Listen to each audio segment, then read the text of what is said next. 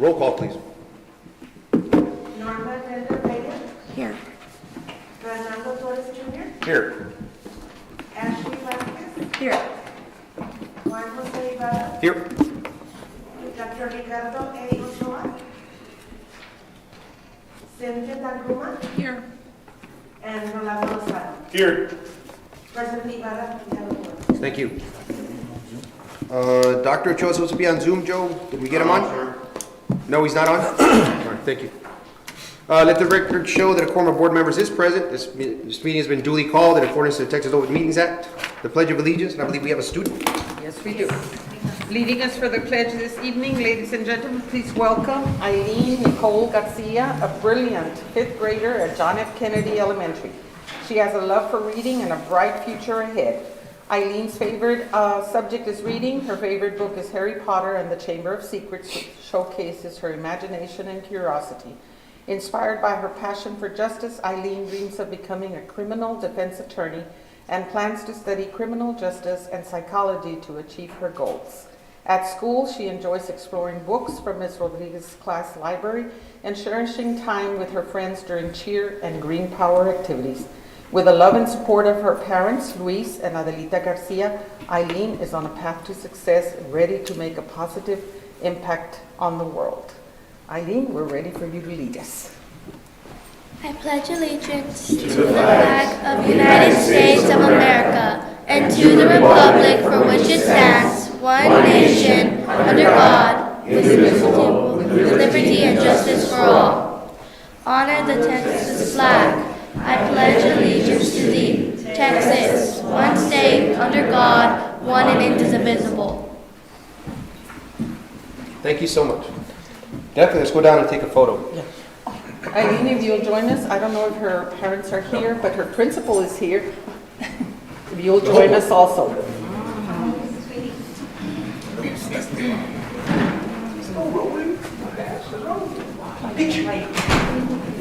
You want to take one with the principal first on, you can, and then we'll all jump in there. Right in the front.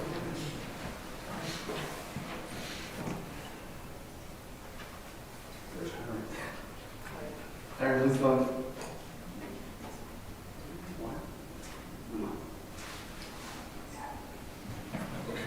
Let the record reflect that Dr. Ochoa is on via Zoom. Can you hear us, Doc?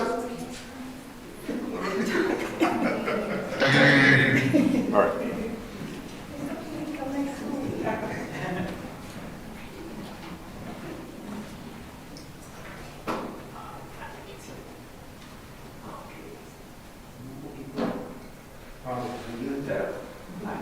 Right here. Yes. Ready? And 1, 2, 3. We must. 3, 4, 2, 3. You're struggling on that side, right? This side was okay.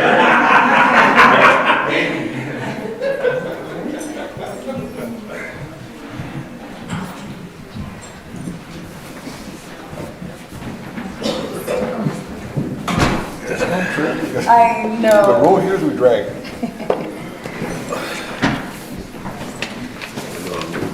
On the prayer? Prayer.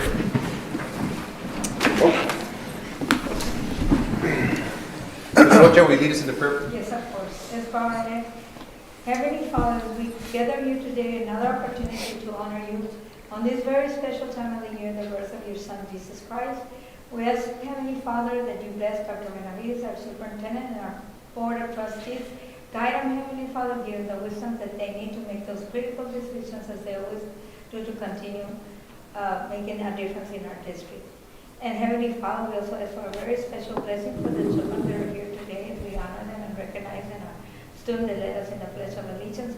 We ask that you bless everybody gathered here, and Heavenly Father, as we break out for the Christmas holidays, we ask that you protect all our children, all our staff members, and Heavenly Father, we give you all the praise and glory that you truly deserve. In Jesus' name we pray. Amen.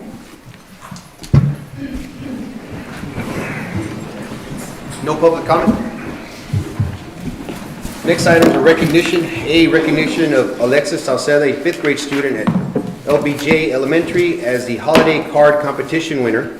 She competed with students across the district, and her holiday card was chosen as a winner. Here's the card. It's a great card. It's awesome. Yeah, it's really, really cool. Is she here? Is she here? Yes. We'd like to invite her to come to the front and be recognized. And again, we're going to ask the board to go and take a picture with her. Her principal is here. Her parents? Her parents are. I think everybody should take their cards, right? We hold it up. That'll work. Yeah. You got it?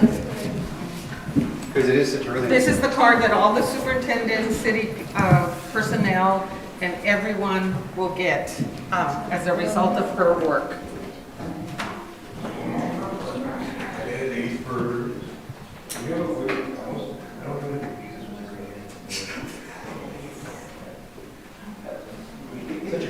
Good job. Really, really good.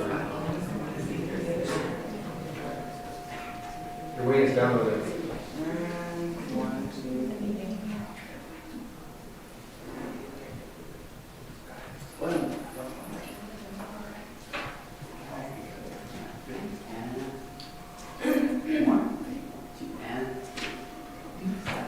Awesome. Great job.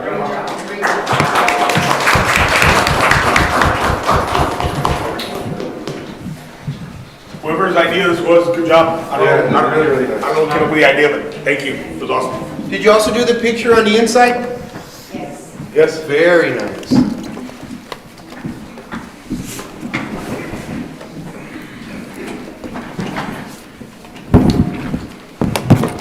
Next item on the agenda is superintendent's report. A, the difference between STAR and MAP. Ms. Carabello is here? Baloo. Yeah. Hello, everybody. Hope you guys are great. For some of you, it's the first time that I'm meeting you. I am your Lone Star governance coach. So I'm working really hard with you and your school board to focus a lot on student outcomes, and I'm so happy to welcome the new board members and the friendly faces that I see on here. My law firm also is your general counsel. So we serve as your general counsel and also as your Lone Star governance coach. I know that your superintendent is working on setting up some trainings, and I'm very excited to come down to the Valley. I work with a lot of Valley school districts, and see you guys and train you guys. So just wanted to start with that quick introduction. I think I've been with the school district about a year and a half, and we've been doing a lot of great things. So feeling very good about all the progress that you and your superintendent are making. The reason I was asked to talk tonight is because you guys are having some questions. You're seeing some monitoring reports, and I really appreciated last week that there were real efforts to ask some questions about what was happening, and sometimes hearing from a third-party expert. I worked at TEA for 3 years and was also the education policy person for Governor Abbott and Governor Perry for about 15 years. So very steeped in education policy and how tests work in the state of Texas and some things like that, a little bit about my background.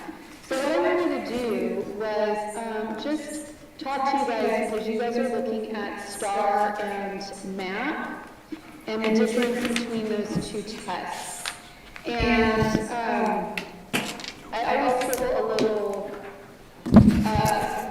I know how difficult it is when you're a new board member, you're a representative of the community, you're not steeped in all this education lingo. So what I really try to do as your coach of your board is break some things down into some simple ways to think about things. So feel free to ask me any questions at the end of this presentation. Right after this, I think you're going to get a big presentation with some STAR and MAP results. And so we're going to be talking about how your kids are doing on both of these tests and what the differences are between them. So I went ahead and prepared a slide. The MAP test is given usually in elementary school, and it's given multiple times per year. And it's called the measure of academic progress. And what MAP is doing is measuring from the beginning of the year to the middle of the year to the end of the year if students are growing on specific skills. So not all skills, it's a select set, and MAP is an external vendor that you're hiring to give your kids the test. So after your kids take the test, your teachers are getting information and your wonderful executive team are getting information about did my kids grow between the beginning of the year, the middle of the year, and then all the way to the end of the year. A couple things that are tricky about math are not all kids are being given the same test questions because it's going to give your kids test questions based on where they are, and it's going to try to see if they grow. So if they start with a high skill level, it's going to give them right off the bat high skill level questions. If they're a lower performing student, it might be giving them lower performing questions. So you're not going to have the same questions given to every single student. That's one complication. Another complication is you cannot see the math questions. So while your students are getting the math test, the teachers can't actually see what the questions were to try to discern maybe why did my child not do well and why did he not do well on this question. So the math used mainly in elementary school, those younger grades, you're required to give your kids tests in younger grades, and so the math is the most commonly used test for that purpose. Very commonly used in first and second grade. The STAR test is a very different test. The STAR test is given one time per year at the end of the year.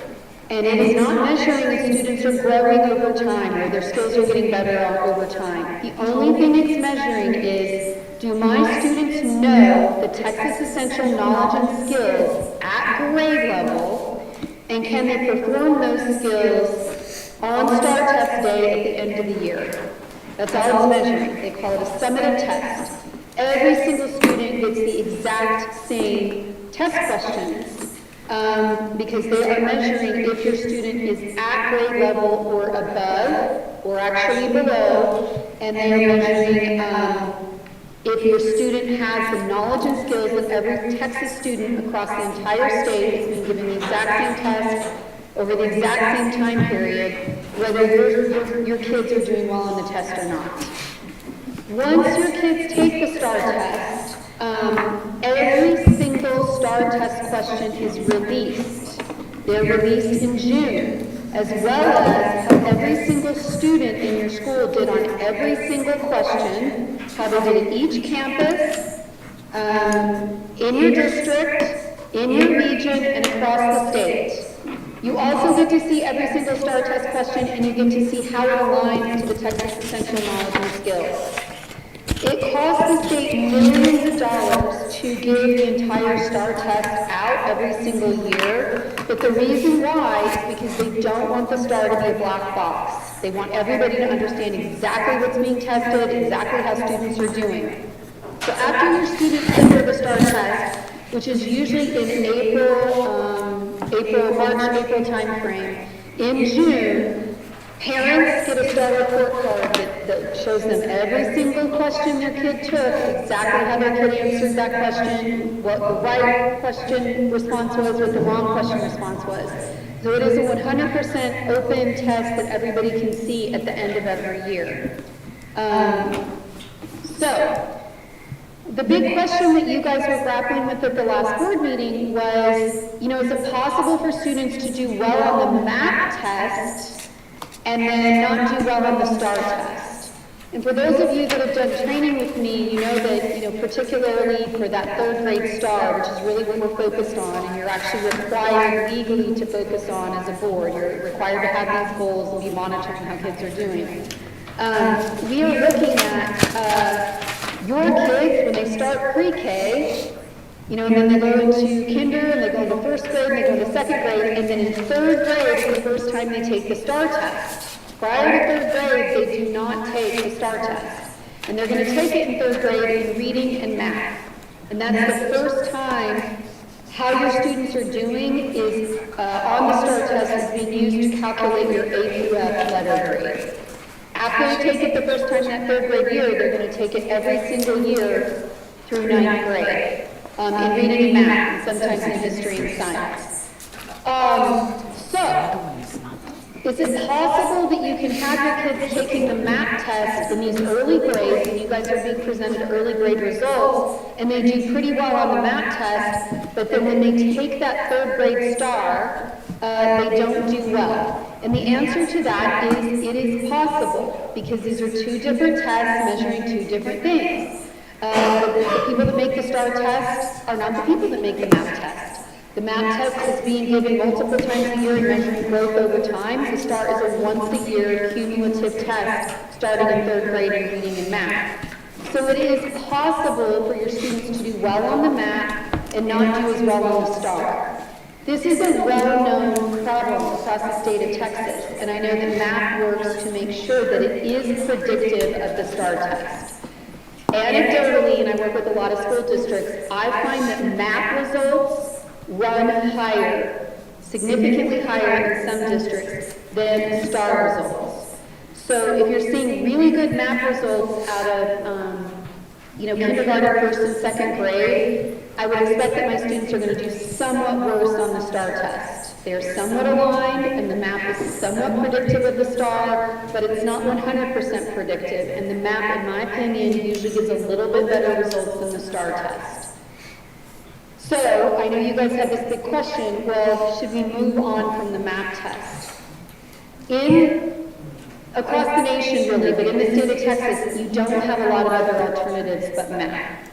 Math is considered, one of the best tests that you can give. It is a good proxy of growth for your students. And there's not a lot of other vendors out there offering everything that the math does. So the majority of school districts that I work with look at a lot of the different testing vendors and think it through, and they ultimately decide on the math test as the best test that they have available to them to try to help them predict how their students are going to do on the third grade STAR.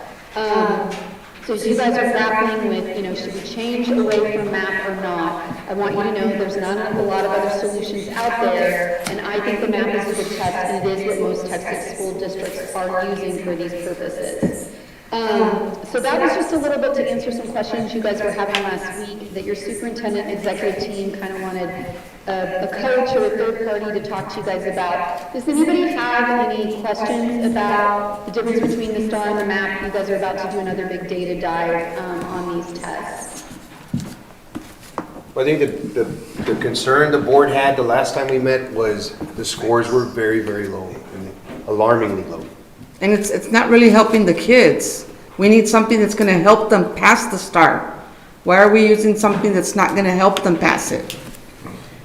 Yeah, and so I think that you guys have hit on an excellent concern, and it is a concern across the state of Texas. It's a concern of Commissioner Marak. I mean, he has been very concerned about how do we have tests that we can give kids in lower grades that actually predict how they're going to do on the STAR. And I wish I had, I was telling your wonderful superintendent, I wish I had another test alternative that I could just say, this is the most amazing alternative, just go to this. But they're always, because if the people who are making the STAR are not making the test that your kids are taking, and the STAR is not offered in those younger years, it's not offered in kindergarten, first and second grade, we don't have a test 100% on the STAR. On the fact that your results are low, you guys are coming onto this board, and I want you to feel happy, and I want you to understand that a lot of work is going into trying to improve your results. But the fact of the matter is you do have very difficult results right now. You do. You have several schools, several elementary schools that are really in a tough position, and they do need to rapidly improve their skill acquisition. But it's up to you as a board, to set the goals and monitor how the school system is doing. And I really look forward to coming down and doing the training with you so that we can talk through even more of what's happening. But I would anticipate, Dr. Benavides has only been there for about a year, and she's really just been putting her team together. It is going to be a very, very slow journey. You are going to slowly see these scores climb if there's a lot of dedicated effort, and if you guys spend a lot of time doing exactly what you did last week, which is talking about the scores, understanding the scores, and holding the school system accountable for improving the scores.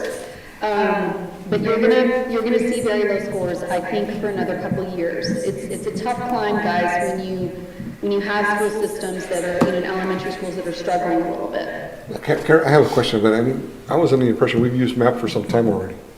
That's not a year. You did do some changes, I think, last year, and I know a committee sat down and tried to look, like, is MAP the test that we want to do? And I actually worked with your school system, because one of the things that I tell them, or try to emphasize to them is MAP predictive of STAR? So, because what we'd love to see, everyone across the state would love to see, is if our kids do really good on MAP, they do really well on the STAR test. That's just not the case. Sometimes they do really well on math, and they hit that third grade STAR, and they just don't do as well. And the tests are just testing slightly different things, and they're for different purposes.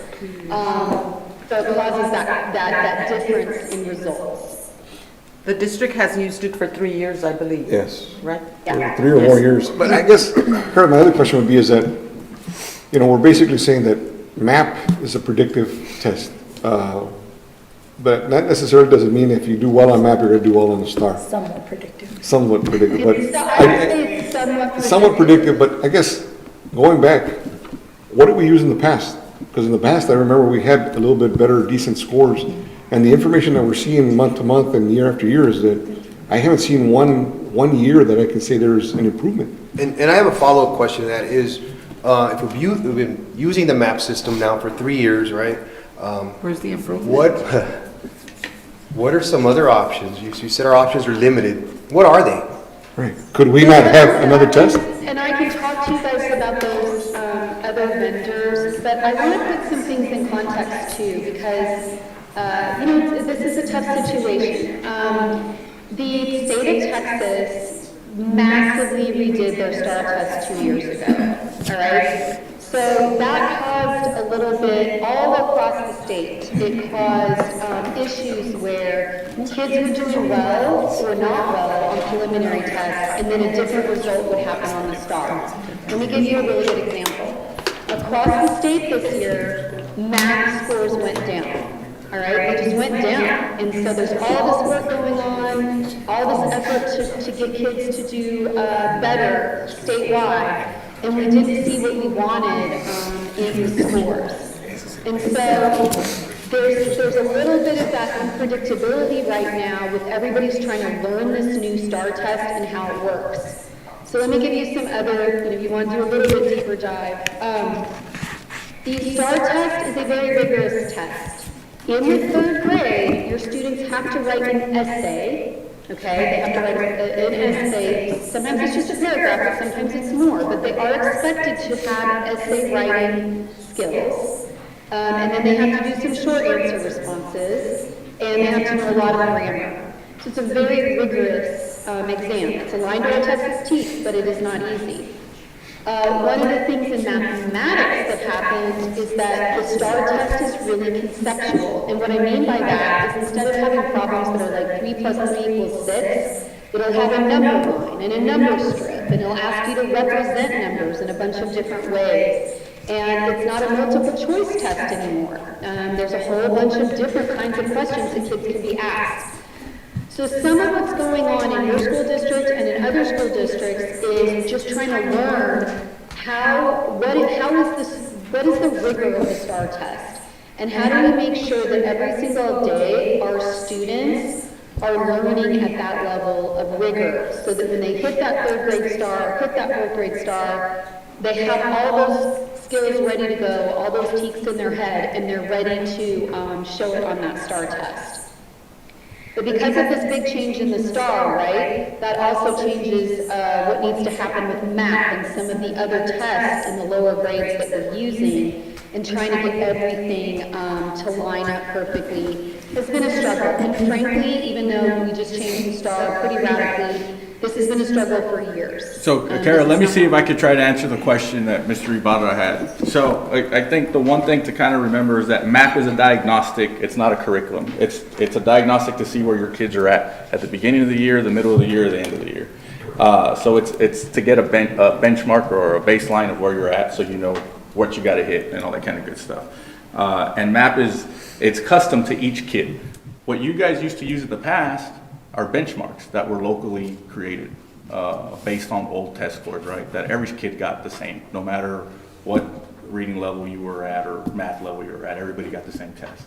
So that's the difference, that's the alternative that you guys could use, that you've used in the past to figure out where you're at. Yeah, I just feel that those were more successful. And let me answer that portion of it, because I thought it was important. I was explaining to Trustee Tanguma that what's changed in the last 2 years that we have to wrap our head around is it's no longer a multiple choice answer test. So not only do the students have to be able to answer the question, you know, but they have to learn how to type it out as well. I don't know when y'all learn how to type or when y'all, obviously, yes, I know I have a 10-year-old that learned how to, you know, but they have to be able to type it as well, correctly verbalize it as well, correctly spell it as well. So the answer is no longer just read an essay, I've got question number 1, these are 4 multiple questions, it's gonna be B. Or it's gonna be, they don't only have to read, but they have to write, there's a lot. So that changed 2 years ago. So we started map testing 3 years ago, but the test itself changed 2 years ago.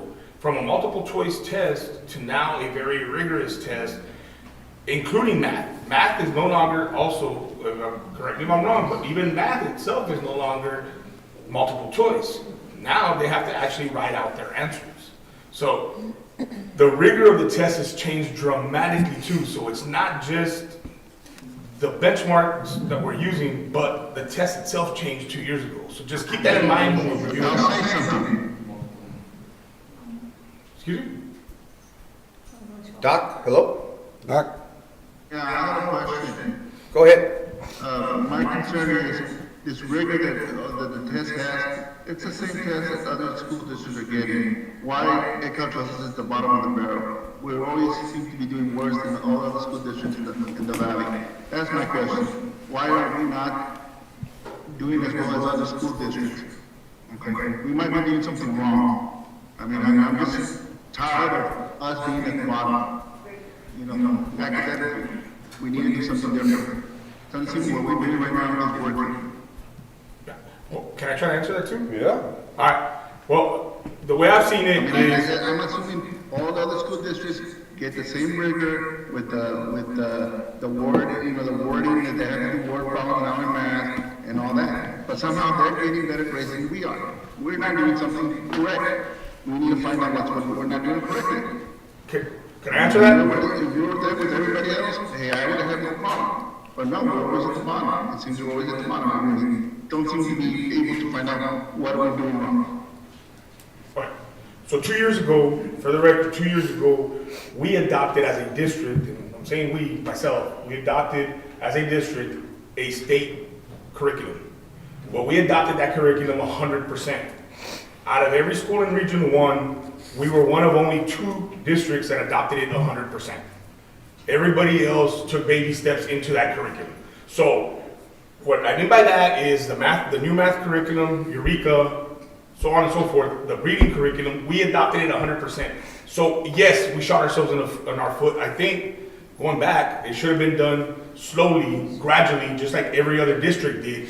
We didn't do that. We jumped in head first, feet first, deep into the pool. As far as now looking back, should we have taken baby steps? Yes, I think so. But can't go back. I think, Doc, to answer your question, I think that's, to me, I'm assuming, and I'm just thinking because I've been studying this for 2 years, that's why I think this is a big reason. 1, the test changed, and 2, we as a district adopted a curriculum, a brand new curriculum that is now being mandated by the state, but we adopted it 2 years ago 100%. So some school districts, like Hidalgo, for example, because I always compare ourselves to Hidalgo because their demographics are very close to ours.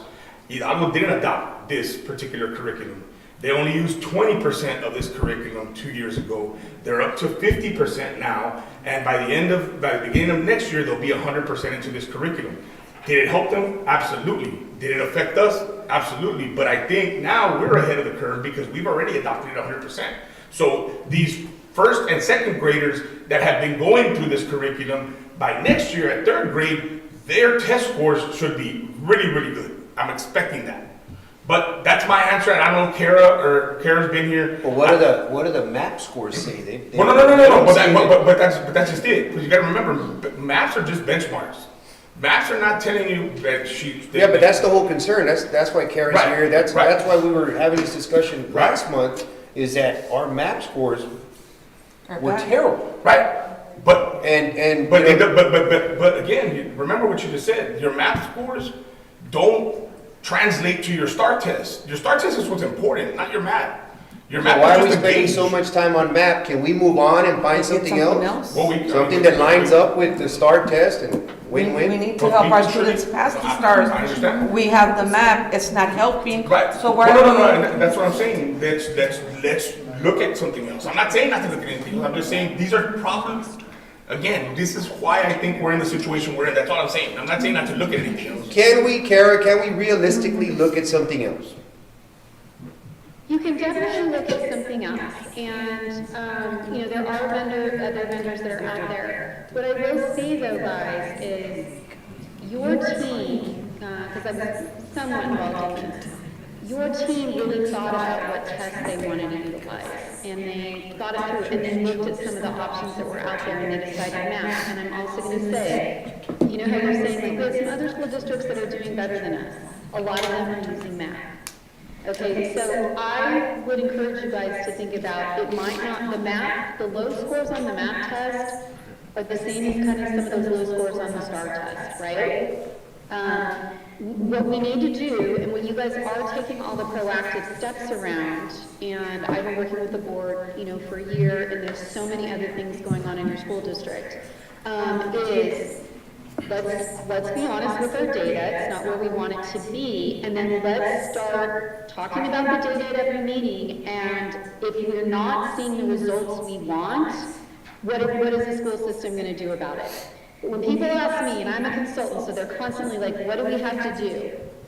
And your superintendent and your leadership team already know this, and they're working very hard on it this year. In fact, your superintendent's being held accountable for doing this. The most important thing to do is make sure that a very well-trained teacher is showing up every single day and teaching the Texas essential knowledge and skills at grade level. And so the overall rigor of the district has to probably increase pretty dramatically, and that is something that your school system is working hard to do. And the curriculums that you guys bought, the Eureka and Amplify that you're implementing, those are supposedly very aligned to the STAR test and to the TEKS. And so I would agree that as you guys continue on this journey, things are going to get better. We just have to focus on continuous improvement. And another thing that will help you, I want to put in this quick word, is stability in your leadership team. So you were a school district that was moving through a lot of superintendents. I think the more that we can keep a stable leadership team and we're all pulling in the same direction, from boardroom down to the teacher, down to the individual classroom, the more rapid the results are going to improve. But So I hope Kara, that helps. I know it's not easy, guys. but Kara, I mean, again, Dr. Benavides has been here a year and a half or whatever it's been, but MAP's been here before her. So the teams that putting the MAP together, the students, they're all here. I mean, they're here sitting in front of us. What are the grade levels in which MAP is utilized? First through eighth, First through Kinder K-12? kinder through. through 12. In pre-K, you guys are using what's called FERCO, which is a common test. And then in kindergarten, the state mandates that you choose between two tests. And then in first grade forward, you guys are using MAP to try to help you understand if your students are growing during the school year. One of the things that we've done to answer Dr. Ochoa's question is, that's why we partnered with Region 1 so that we could visit classrooms and identify what is the problem. Because he's correct in asking, well, what's the problem? We keep talking about this. And one of the things that has been identified, and you already mentioned it, Kara, and I'm gonna re-emphasize that, is that the rigor is not there. the essential knowledge and skills are being taught, but they're not being taught at the level that they need to be taught or at the level that they're going to be tested. And so that's the reason why we've had additional trainings based on, and we all went and visited, the principals, myself, the teaching and learning team, we went and visited to calibrate, to find out what is going on in teachers' classrooms. And teaching is going on, but the key is it going on at the level that it needs to be going or at the level that it's going to be tested? And that's the clincher. And so with the help of Region 1, we have identified that in some classes, and I'm not going to say all because teachers are working really, really hard and we see it every day, that sometimes the rigor is not there. And so then when the test comes and the test is up here and it was taught over here, well then there's a big gap and the kids are not going to be able to do well. And that is what has happened. That's one of the things.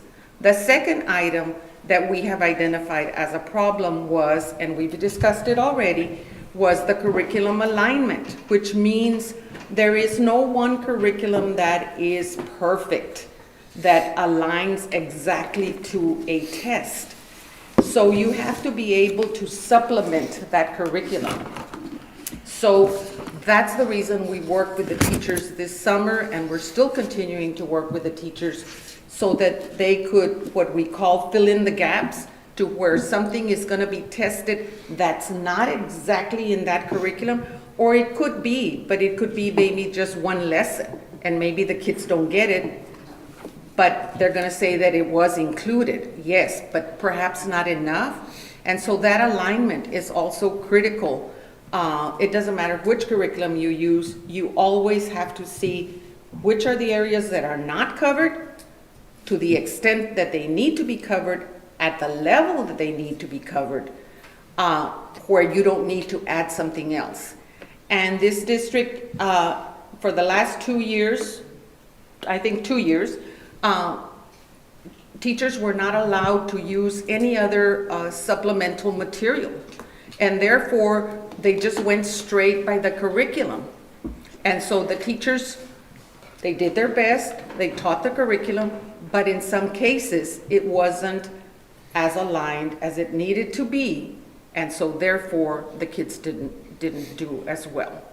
But those are the two key things that have been identified as some of the problems with the curriculum. Would it be too much to ask for administration to kind of just get with Region 1, let's see school districts that are very close to our demographic, those that are performing at the top level, and see what they're using? And one of the things that we've done already is we've scheduled a visit with Roma ISD. Roma Awesome. ISD is doing really well, and they're a border town. Yeah. And so on January the 13th, I believe, that visit is scheduled for our team, at least one team, and then later we'll do another team, I think it would to put- go and visit so that we can see how they're supplementing some of those curriculums. I think that's what, that would give this board some type of solace, I guess, if we can just get, all right, let's say 93% of those schools that are performing at a very high level, that are very close demographically to us, they're using MAP. Okay, so then obviously it's not MAP. Let's figure out what is the problem. But I think it would put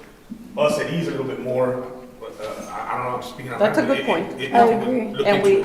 And we have it scheduled for January the 13th. I don't know if you want to add anything else, Ms. Olivares, based on my So like, response. as I'm sitting here listening, I'm like, I want to speak, and I speak to the principals often, and a recent principal, so I tend to wear my principal hat, often, especially when we're looking at data and scores.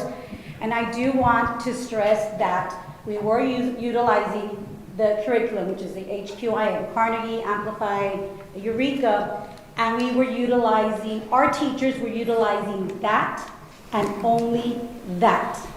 We were not, our teachers were not including other resources. So this year, when we brought the teachers in the summer, and they've been coming in on Saturdays to align the curriculum, to plug in additional resources, to plug in lead forward activities, also to incorporate that STAR tested component. It's going to get tested this way, so our students need to be exposed to it already, when last year and the previous years, our students were not exposed to the testing format till a couple of months before the test.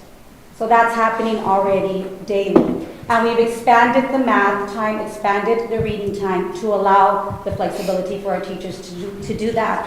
Also, our students are at different levels in every school and in every classroom. So we cannot expect every teacher to be doing the same activity on the same day or to be within the 5 days, when in the past, every teacher was expected to be either on the same activity or lesson or within 5 days of it. Now, our teachers have the flexibility. My students are mastering it, so I have to go back and reteach it in a different modality to ensure that they're mastering before I can go on to the next one. So that flexibility is there now. What is the next test? What is I guess, you give it 3 times a year, correct? They just did. They just did it? Yep. So I guess my question would be to the group. The first test was September 23rd. September? The week of September 23rd. The middle of the year is going to be the week of January the 14th. But what did they just test on? Because I know Alex just tested. Oh, that was a benchmark, so we're still testing benchmark. So benchmark is star release. So we can present benchmark data at the next meeting, because the benchmark test is what is the actual star exam that our students took a couple years ago. How quickly do you get the test results from? Immediately. So then by next board meeting, you guys are gonna be here with all the hoopla and hoppa and excited because we did well, correct? We identified deficiencies, they've been addressed, and like Mr. Torres says, we're expecting to see some great scores. Oh, yeah, we're gonna see some great things happen. I'm excited now. I'm excited too. Yeah, me too. I guess we can go to the next item. Thank you, Kara. Anything else before we go? Oh, I'm sorry, there's one more I just question. wanted to confirm that it's the map that is tied into the teacher incentive allotment, correct? Absolutely. So that would be something that would need to be taken into consideration if we considered another. Yes, Another and we're form of looking assessment. into that already. Okay. Remember, we're excited about January scores. We can definitely find out from Region 1 what other high-performing school systems are utilizing. I'm going to say that the vast majority of them, I work with several of them, and some of them are using MAP. So I don't really think it's a MAP problem as much as some of the other things that your wonderful superintendent just brought up. But the other thing is, guys, because you're going to see some test scores right now that may be a little bit discouraging to you. I want you to know that I think you guys are doing everything right, and I think that your school leadership team is doing a tremendous amount to make sure every single teacher feels well supported and well prepared in every classroom. And you guys are aligning your curriculum, and you're working with a coach like me, tracking your data. So there's a lot going right in the district, so I don't want you to be discouraged as much as just we're on an upward trajectory and a great journey. So thank you for letting me talk a little bit tonight, and I look forward to maybe seeing you guys in January. Thank you so much. Thank you. Next item on the agenda is the intruder detection audit report findings. Dr. B? Oh, I'm sorry, Doc, go ahead. No, I just have a request. Can we have a list of the different assessments that are out there? To see, as a board, that we can evaluate those different assessments and see what they're about. Sure, we can bring that. And then and my other question is there a time frame? Because we're hearing now, that we implemented 100% the Eureka and all this. At what point are we going to say, hey, it's not working? And it's been 2 years, are we going to do another 2 years? And at that point, is that the cutoff date, like things should have changed by now? I mean, does anybody have a time frame when this change, or where things get flipped over, where we'll be doing a lot better? I know there's different timelines. Yeah, there's different timelines for different things, like for TIA, the timeline is different. And so when we bring the tests, we'll also bring those timelines for each of the things, because I know that there's a different timeline, but we'll bring that timeline, and we'll bring other possibilities, and we'll also look at other districts like ours and see what they're using as assessments. Good. Anything else? Next item is the intruder detection audit report findings. For item D, just a statement on the intruder detection audit. The top priority of EDCA and the state of Texas is keeping students and staff safe every day.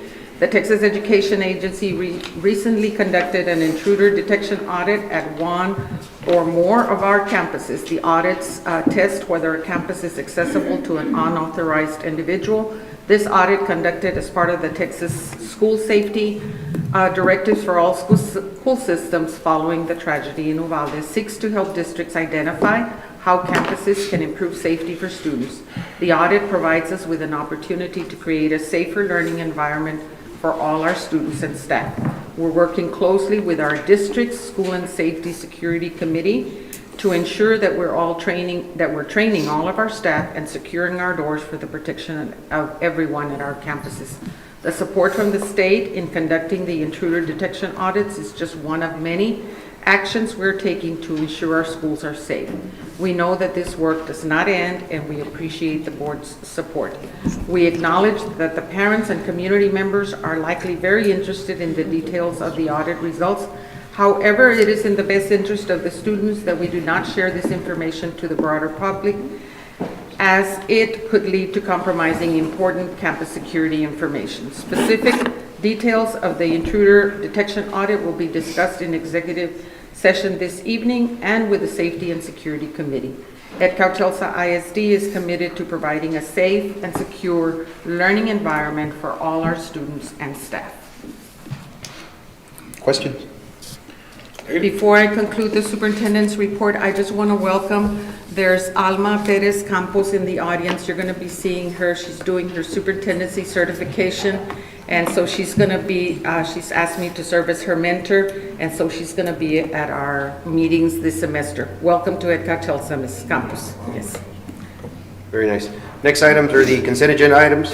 All items under consent agenda will be acted upon in one motion unless a trustee requests to have a specific item removed or separated for discussion and action. Are there any items a trustee would like to pull from consent agenda?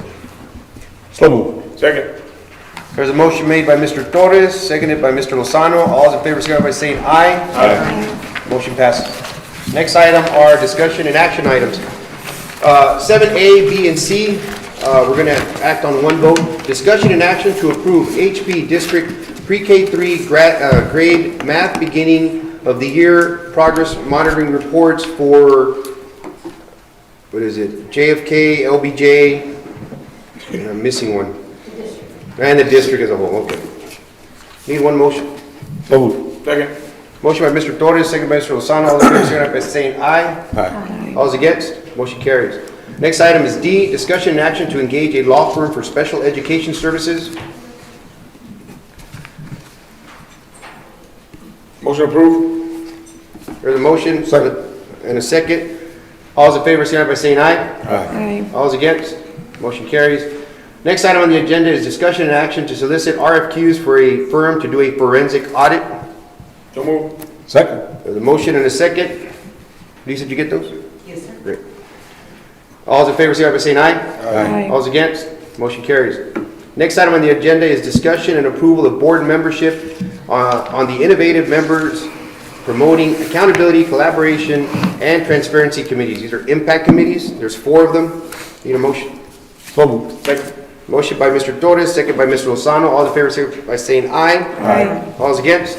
Motion carries. Discussion. I would like just to say that on your sitting area are the committees that you have been assigned to, and there's a copy for each one of you. Thank you. Next item on the agenda is discussion and approval to name the new field house to honor Mr. Javier Gutierrez. So moved. Second. There's a motion and a second. All in favor, signify by saying aye. Aye. All is against?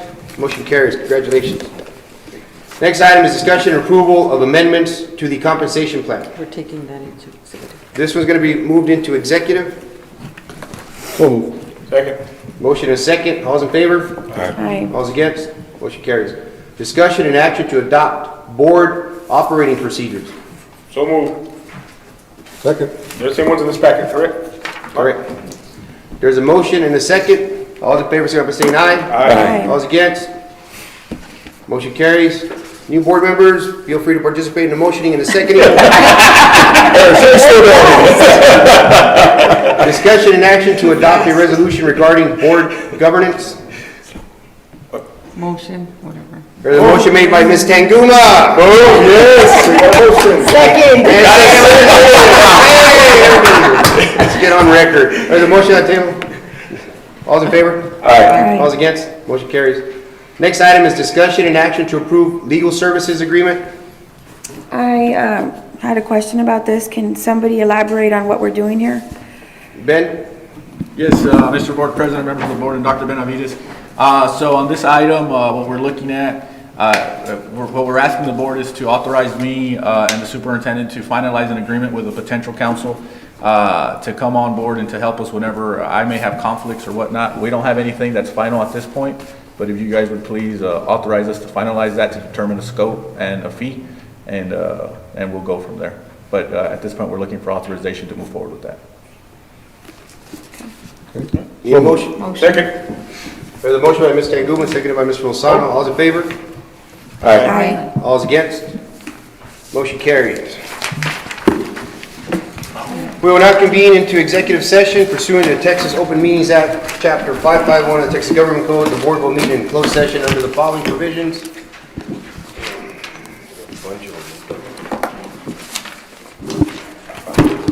The purpose of discussing personnel considering appointment, employment, resignation, retirement, evaluation, reassignment, duties, discipline, or dismissal of a public officer or employee. B, discussion of amendments to compensation. C, consultation with legal counsel pending or contemplated litigation, settlement offer, matter in which the duty of the attorney of Caltels and Pettit School District under the Texas disciplinary rules and professional conduct of, really? All right. Discussion on the intruder detection audit report findings and discussion on district vulnerability assessment report. It is 7:27 and we're in executive.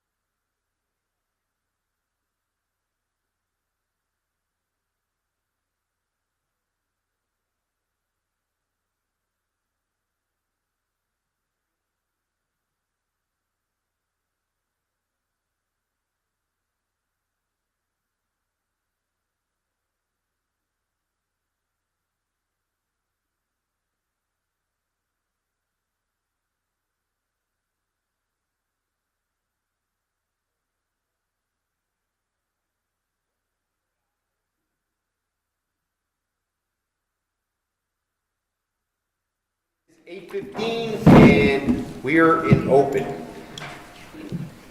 First item is discussion and action regarding personnel considering appointment, employment, resignation, retirement, evaluation, reassignment, duties, discipline, or dismissal of a public officer or employee.